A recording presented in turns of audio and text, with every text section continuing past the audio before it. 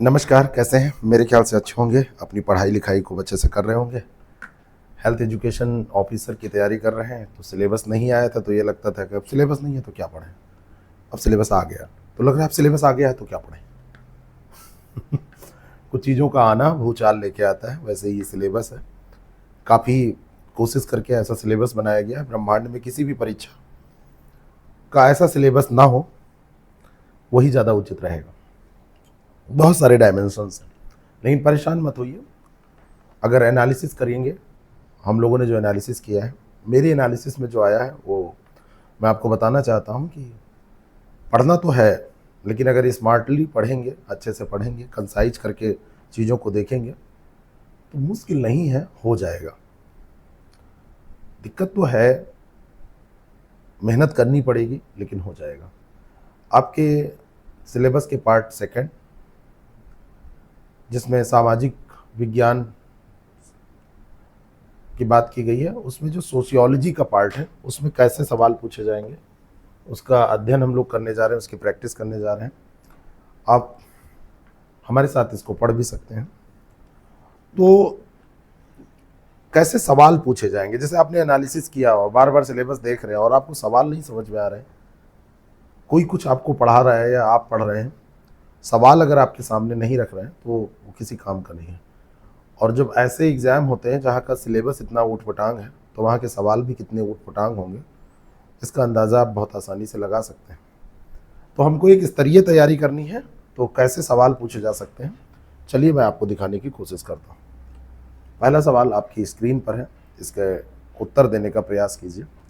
चिकित्सा समाजशास्त्र के ऐतिहासिक विकास के संदर्भ में द्वितीय विश्व युद्ध के पश्चात संयुक्त राज्य अमेरिका में राष्ट्रीय मानसिक स्वास्थ्य संस्थान NIMH, national institute of mental health के निवेश के परिणाम स्वरूप किस प्रकार के रोगों पर अध्ययन का ध्यान केंद्रित हुआ। अब देखिए, ये जो सवाल है ये द्वितीय विश्व युद्ध के पश्चात की बात, एक क्लू आपको दे रहा है। अगर आपने इसको डायरेक्टली पढ़ा है तो ठीक है, नहीं तो आप गेस करिए कि जब कोई विश्व युद्ध होता है या कोई युद्ध होता है, उससे जब सैनिक वापस लौटते हैं तो सबसे ज़्यादा असर किस चीज़ पे पड़ता है, उनका शारीरिक स्वास्थ्य या उनके मानसिक स्वास्थ्य पर। तो उनका जो मानसिक स्वास्थ्य, उनका जो मानसिक विकार, उनका जो आघात है, उनके मानसिक आघात को ध्यान में रखते हुए NIMH क्या करेगा, मनोविज्ञान पे ज़्यादा ध्यान देगा, समाजशास्त्र पर ज़्यादा ध्यान देगा। तो उसने कहा कि अब क्रोनिक बीमारियों और मानसिक स्वास्थ्य पर ज़्यादा ध्यान दिया जाए। अब क्रोनिक यानी कि दीर्घकालीन बीमारियों पर, क्योंकि वहाँ युद्ध से कोई व्यक्ति आ रहा है तो उसके आगे क्या कॉन्सिक्वेंसेज होंगे, क्या इफेक्ट पड़ेंगे, क्या प्रभाव पड़ेंगे, उस पर ध्यान ज़्यादा देने की ज़रूरत है। संक्रामक केवल लगा है, ऐसे हटाइए, यहाँ लिखा है केवल कुपोषण और शिशु मृत्यु दर पर, only on mall nutrition and infant mortality, on occupational health and industrial accident, यानी व्यावसायिक स्वास्थ्य और औद्योगिक दुर्घटनाओं पर। तो इस पर ध्यान देने की बात नहीं है, ध्यान देने की बात है ऑन क्रोनिक यानी कि long term illness and mental health. Chronic जहां पर है वो दीर्घकालीन, ठीक है, तो इस पर ध्यान देने की जरूरत है। तो national institute of mental health ने मानसिक स्वास्थ्य के क्षेत्र में इसी समय फेलोशिप चलाया, इसी समय ट्रेनिंग चलाई। द्वितीय विश्व युद्ध से लौटे सैनिकों के मानसिक आघात ने मानसिक स्वास्थ्य अनुसंधान को गति प्रदान की। अगर ऐसा स्टेटमेंट दिया जाए तो आप कहेंगे कि सही है, अनुसंधान को गति प्रदान की, ठीक है। अनुसंधान का फोकस संक्रामक रोगों से हटा और क्रोनिक डिजीज पे गया, मेंटल हेल्थ पे गया, है ना। और इसी से बायोसाइकोलॉजिकल मॉडल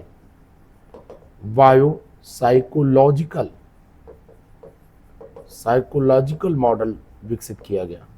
और ये जो बायोसाइकोलॉजिकल मॉडल है, जो इसका उद्भव हुआ, तो इससे क्या बायोमेडिकल मॉडल से अलग था। ये केवल बायोमेडिकल नहीं, बायोसाइकोलॉजिकल मॉडल, इधर तरफ झुकाव हुआ। अगला सवाल है, चिकित्सा में समाजशास्त्र अक्सर स्थापित चिकित्सा ढांचे के भीतर काम करता है, ठीक है। दूसरा स्टेटमेंट है कि स्वास्थ्य का समाजशास्त्र सोशियोलॉजी ऑफ हेल्थ बाहर से एक आलोचनात्मक दृष्टिकोण अपनाता है तथा बीमारियों के सामाजिक कारणों का विश्लेषण करता है।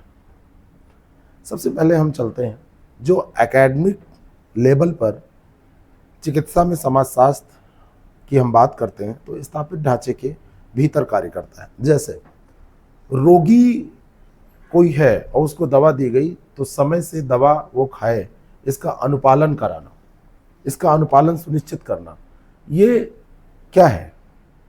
ये ढांचे के भीतर काम करने की बात है। और स्वास्थ्य का समाजशास्त्र बाहर से एक आलोचनात्मक दृष्टिकोण अपनाता है।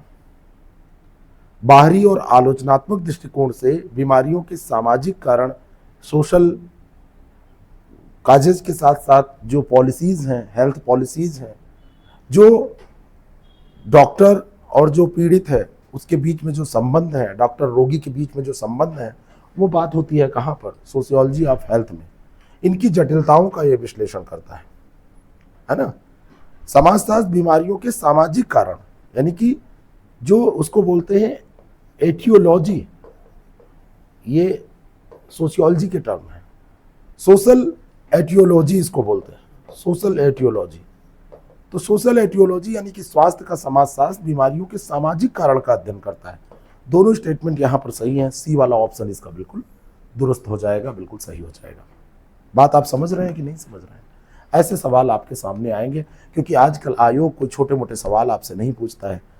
जो सिलेबस इतना ऊटपटांग है तो सवाल कितने ऊटपटांग हो सकते हैं। कथन कारण का प्रश्न है, टैलकाट पार्सन्स के बीमार की भूमिका मॉडल के अनुसार बीमार व्यक्ति को उसकी स्थिति के लिए व्यक्तिगत रूप से जिम्मेदार या दोषी नहीं माना जाना चाहिए। दूसरा है कि प्रकार्यात्मक दृष्टिकोण में बीमारी को एक प्रकार का सामाजिक विचलन माना जाता है जो एक बाहरी प्रकोप है और जिस पर व्यक्ति का कोई नियंत्रण नहीं होता है।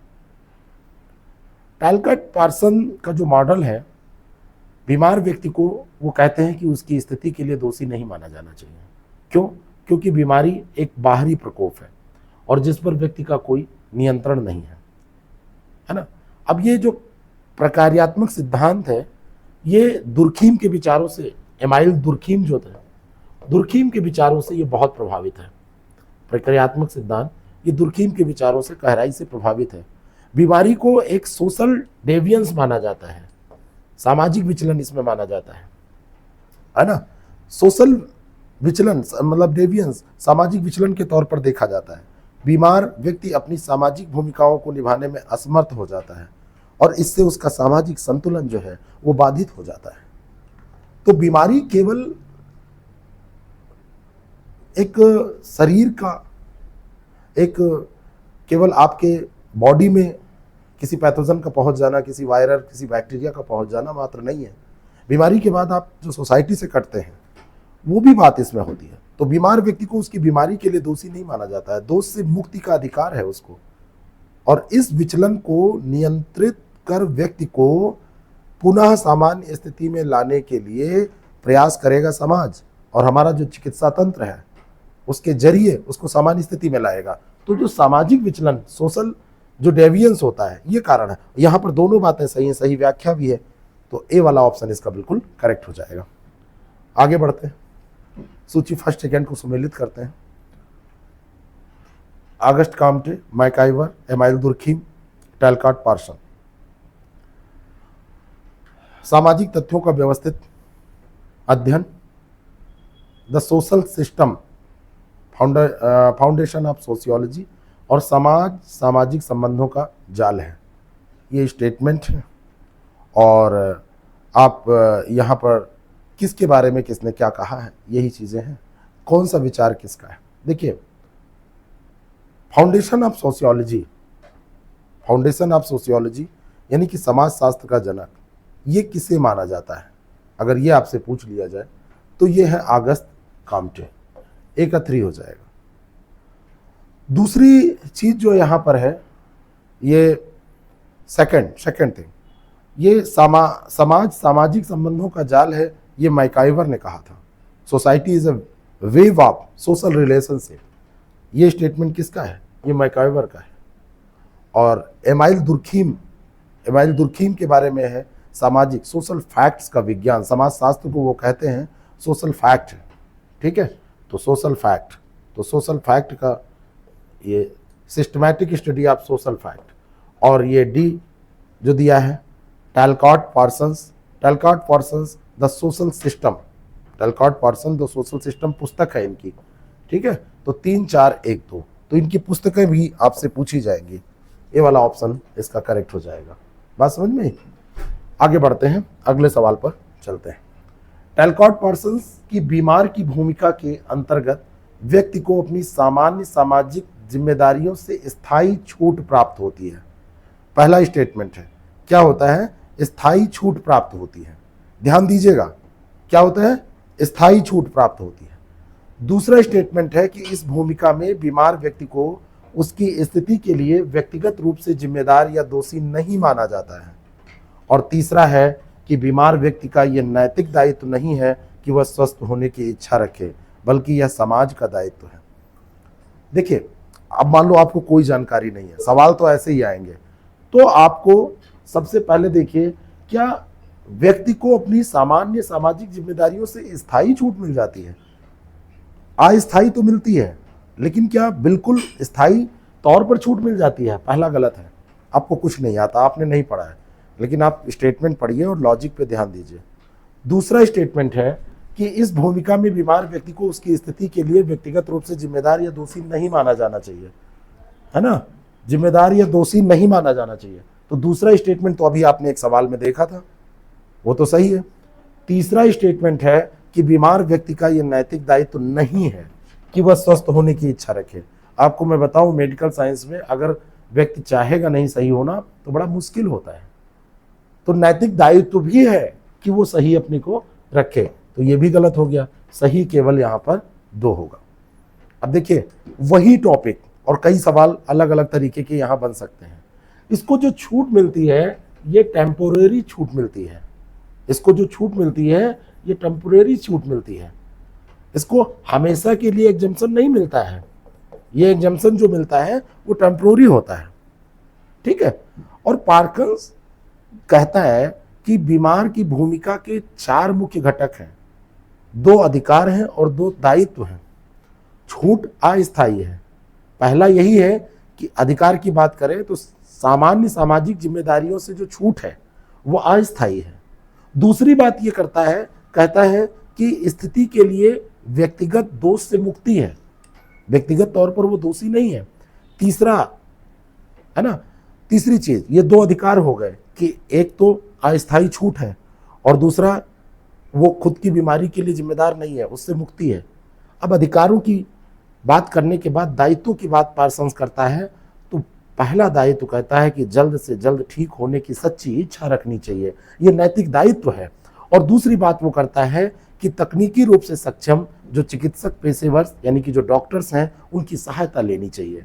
तो 2 दायित्व भी हैं और 2 अधिकार हैं। तो पार्सन्स के बारे में पूछा जा सकता है कि ये क्या बात करता है, तो 4 मुख्य घटक बताता है बीमार की भूमिका के, तो 2 दायित्व बताता है और 2 अधिकारों की बात करता है। ये बात समझ में आई आपको? इस लेवल का आपको पढ़ना पड़ेगा, तब आप हेल्थ एजुकेशन ऑफिसर बनने का सपना जो आपने संजो के रखा है वो पूरा कर पाएंगे। ऐसे ये नहीं पूरा होने वाला है। तो यहां पर सही आंसर केवल बी हो जाएगा। पार्सन्स का बीमार की भूमिका मॉडल मधुमेह और कैंसर जैसी क्रोनिक दीर्घकालिक बीमारियों को समझाने में विफल रहा। दूसरा स्टेटमेंट यहां पर है कि क्रॉनिक बीमारियों में पूर्ण रूप से ठीक होने की कोई उम्मीद नहीं होती, जबकि पार्सन्स का मॉडल एक स्पष्ट ठीक होने की इच्छा और अल्पकालिक बीमारी पर आधारित है। पहले स्टेटमेंट पे चलते हैं। इनका जो बीमार की भूमिका का सिक रोल जो मॉडल है ये कैंसर जैसी क्रोनिक यानी कि दीर्घकालिक बीमारियों को समझाने में विफल है, वास्तव में विफल है, क्योंकि ये एक्यूट यानी कि जो अल्पकालिक बीमारियां हैं उनके लिए उपयुक्त है। ना ये डायबिटीज की बात करता है, ना ये कैंसर की बात करता है, उसको नहीं समझा पाता है ना। ये विफल हो जाता है क्योंकि मरीज के पूर्ण रूप से ठीक होने की कोई स्पष्ट उम्मीद इसमें नहीं होती है। तो पहला तो सही स्टेटमेंट है। दूसरा है क्रोनिक बीमारियों में पूर्ण रूप से ठीक होने की कोई उम्मीद नहीं होती, जबकि पार्सन्स का मॉडल उस चीज पर आधारित है कि ठीक होने की इच्छा है और अल्पकालिक बीमारी है, सही हो जाएगी। तो ये दोनों की दोनों बातें सही हैं, ए वाला ऑप्शन। अब अगर पार्सन्स पे आपसे सवाल पूछा जाएगा तो हर तरीके के सवाल हो गए कि नहीं। मैं आपके सामने मॉडल पेश कर रहा हूं। 3 सवाल हमने पार्सन से रिलेटेड किए, काफी अच्छा अध्ययन है इनका, और इन तीनों में से मान लो हम एक करके निकल जाते हैं, लेकिन 3 सवाल कर लिया, हर डायमेंशन को कवर कर लिया, तो कोई एक पूछा जाएगा, आप कर लेंगे कि नहीं करेंगे। आधुनिक चिकित्सा समाजशास्त्र में डॉक्टर रोगी संबंध के उस मॉडल को क्या कहा जाता है जिसमें रोगी का उपचार उच्च नियंत्रण होता है, और यह आधुनिक समाज का एक लक्षण है। उस मॉडल को क्या कहा जाता है जिसमें रोगी का उपचार पर उच्च नियंत्रण होता है, रोगी का उपचार पर उच्च नियंत्रण होता है।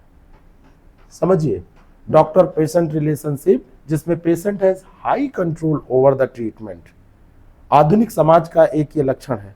उसको क्या कहा जाता है? पितृसत्तात्मक मॉडल, पैटर्नलिस्टिक मॉडल, बताइए। दूसरा है कंज्यूमरिस्ट मॉडल, तीसरा है डिफॉल्ट मॉडल, चौथा है बायोमेडिकल मॉडल, जिसमें रोगी एक उपभोक्ता की तरह व्यवहार करता है। रोगी यहां पर क्या है? वो एक उपभोक्ता है, और उपभोक्ता क्या करता है? सेवा के बदले पैसा देता है।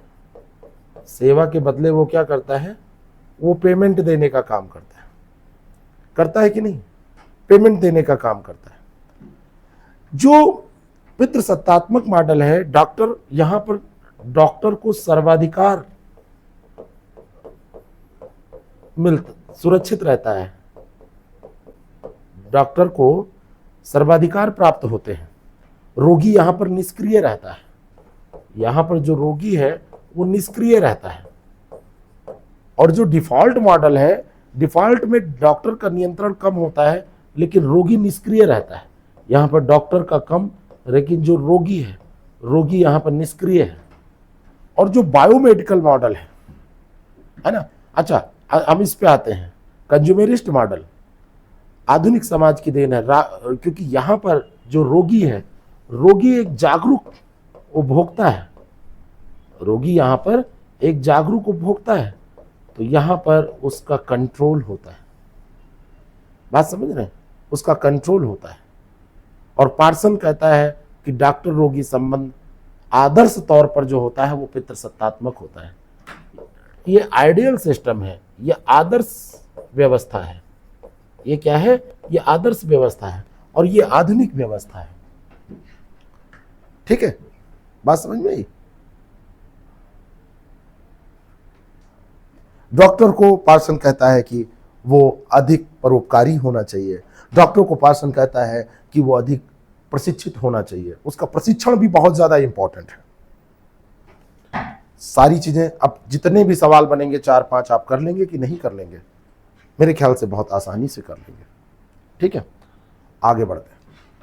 2 स्टेटमेंट है। विश्व स्वास्थ्य संगठन के अनुसार स्वास्थ्य केवल बीमारी या दुर्बलता की अनुपस्थिति को परिभाषित करता है।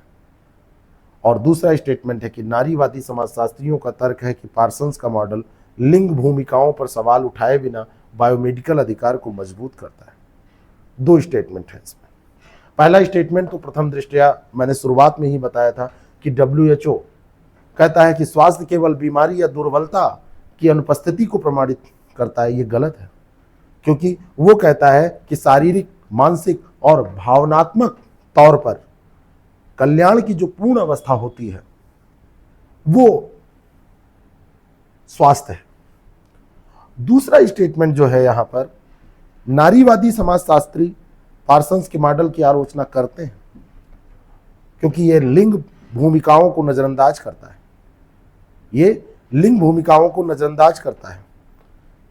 नारीवादी समाजशास्त्रियों के अनुसार पितृसत्तात्मक समाज में महिलाओं पर घरेलू देखभाल का अधिक भार होता है, और इस भार के कारण महिलाओं को सामान्य जिम्मेदारियों से छूट प्राप्त करना बहुत कठिन हो जाता है। आपके घर के पुरुष बीमार होते हैं तो उनको चारपाई पे ही, बेड पे ही सारी चीज़ें चाहिए, लेकिन कोई महिला बीमार होती है तब भी महिला ही उन पुरुषों को सारी चीज़ें जहां पर दे रही थी वैसे देती है, और कोई पुरुष उनको नहीं देता है।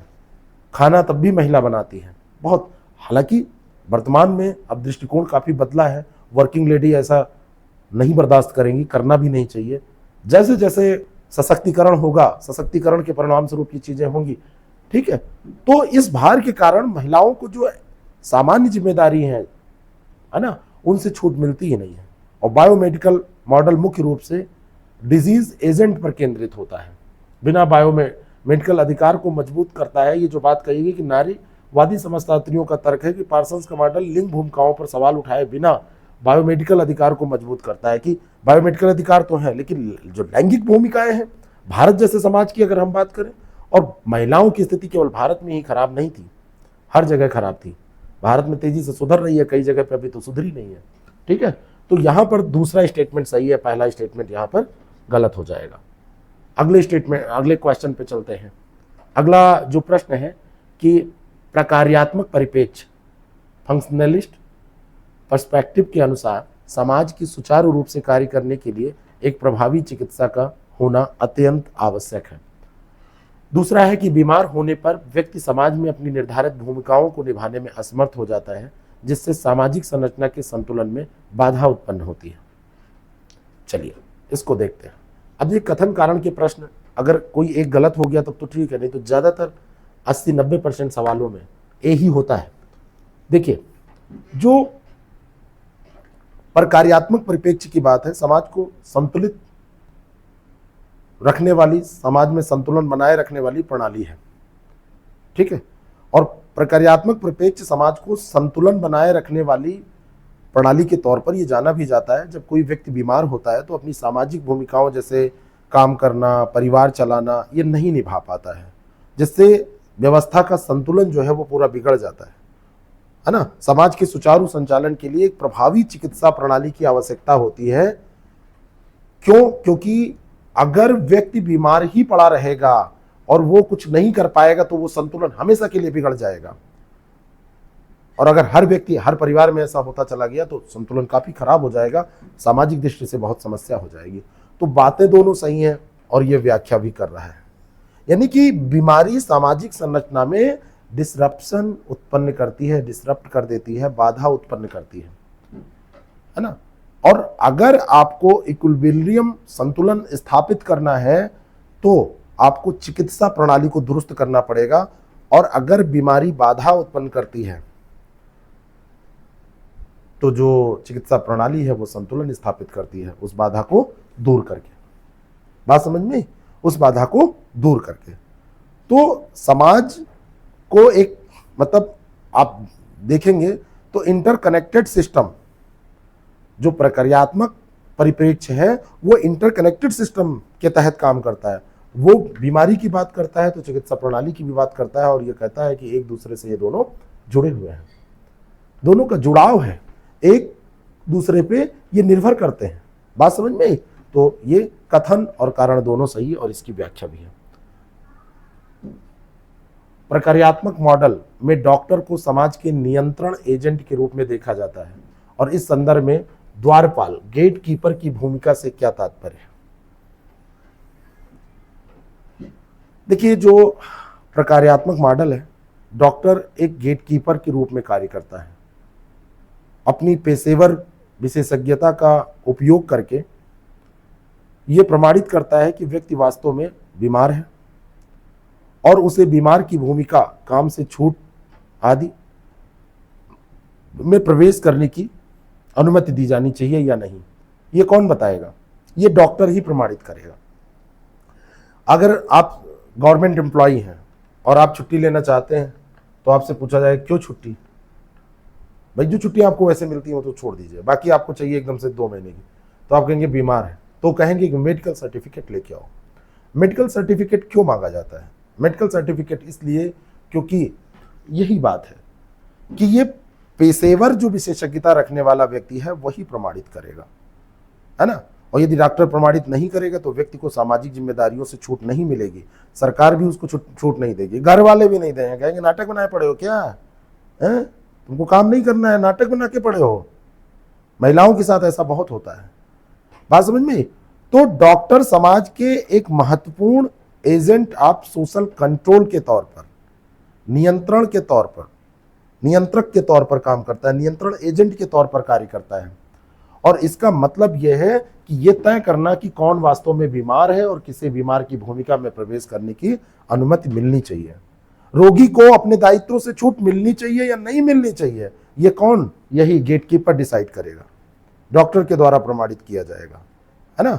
और डॉक्टर को अपने अभ्यास में, अपने प्रैक्टिस में जो ऑटोनॉमी है, जो अथॉरिटी है, ये इसको महत्वपूर्ण बनाती है। अगर उसने कह दिया तो गवर्नमेंट भी आपका कुछ नहीं कर सकती, अगर करेगी तो फिर दिक्कत होगी, है ना। तो डॉक्टर को रोगी के अंतरंग शारीरिक और व्यक्तिगत जीवन की जांच करने का सामाजिक अधिकार भी इसी कारण से प्राप्त हो जाता है। तो ये एक आपके सामने मैंने कुछ प्रश्नों को रखा, आप इसको देखिए, समझिए कैसे आप इसको तैयार करेंगे। बाकी आप हमारे साथ भी तैयारी कर सकते हैं इस पूरे पेपर की। हमारे पास 10 सक्सेस प्रेप ऐप है हमारा। 10 सक्सेस प्रेप ऐप पर आपको 2 बैच दिखेंगे। एक बैच आपको मिलेगा जिसमें पूरा HEO कंप्लीट, और एक बैच मिलेगा आपको जिसमें HEO सोशल साइंस ये मिलेगा, HEO सोशल साइंस। ये 2 बैच मिलेंगे, दोनों में से जो भी आपके लिए उपयुक्त हो आप ज्वाइन कर लीजिए। जल्दी इसकी टेस्ट सीरीज भी हम स्टार्ट करने वाले हैं। टेस्ट सीरीज भी आपको मिल जाएगी उसी ऐप पर, द सक्सेस प्रेप ऐप पर, और बहुत अच्छे से हम इसको पढ़ाने वाले हैं। तो आप चाहें तो इसमें इसका लाभ उठा सकते हैं। बाकी यूट्यूब पर आपको हम बीच बीच में ऐसे मिलते रहेंगे, बताते रहेंगे। Thank you so much.